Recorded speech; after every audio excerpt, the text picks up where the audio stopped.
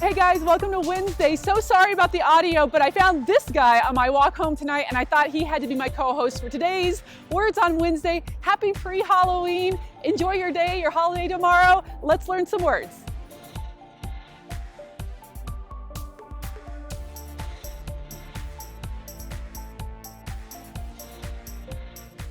All right, you're back, so let's learn some more words. Here we go. First up this week is parsimony, which is a noun meaning an extreme unwillingness to spend money or to use resources. This word parsimony, it's not necessarily a bad thing to be frugal, but parsimony is like the person's taking it just a little too far. So it does have a slightly negative connotation. So keep that in mind when you're using it in your sentences.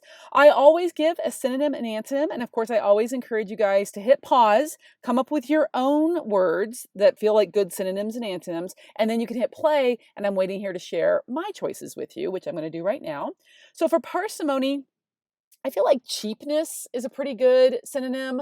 Frugality also gets the idea across. Frugality isn't necessarily a bad thing though. Like somebody can be displaying, intelligent levels of frugality in the way that they use their resources. But cheapness is kind of closer to parsimony in that it's like just a step too far. Versus the antonym generosity, lavishness.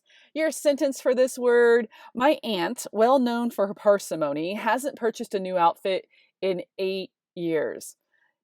Yeah, that's a long time to go, Auntie. So I feel like I do have a little bit of that frugality in my spending. I'm definitely the saver and my husband is the spender. I really don't care about clothes that much. You probably noticed I wear like the same. I have like 12 tops and that's it. And I'd say like half of them are black t-shirts. So if I could wear black t-shirt and jeans every day for the rest of my life, that would be super awesome. So I do have some elements of parsimony in the way that I spend money on myself. I just don't because I'm good with what I've got. But I hope that I don't go into cheapness, right? I think I try to stay in that frugality land. I'll leave your sentence below for parsimony.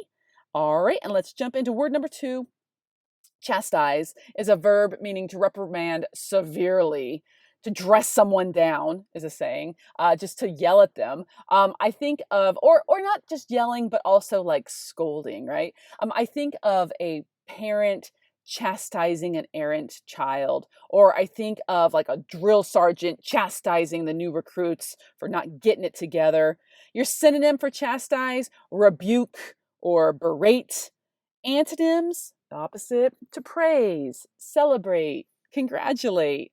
Your sentence: the police officer chastised my mom for texting while driving. Appropriately so. By the way, y'all, just put your phones down while you're driving. If you are in that car and your hand is on the wheel, you should not be touching that phone at all. It can seriously wait. I see it. You guys see it.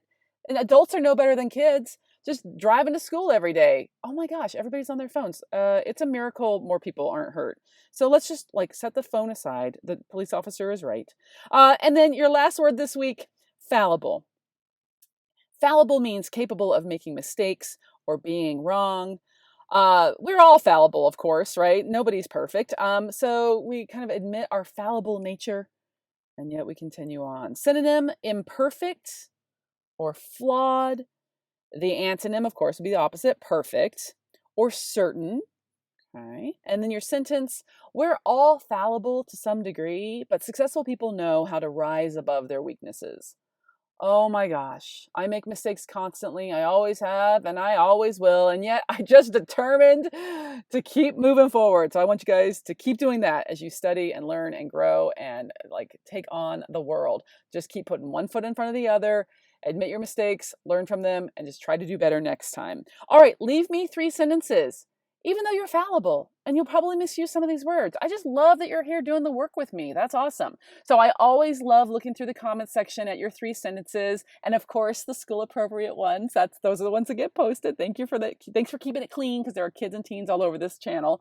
I'm here every Wednesday going over vocab. I'm here on Friday giving you a potpourri of English experiences. You never know what's coming on Freestyle Friday. And then Mugshot Monday, always going over some proofreader marks, let you practice those skills.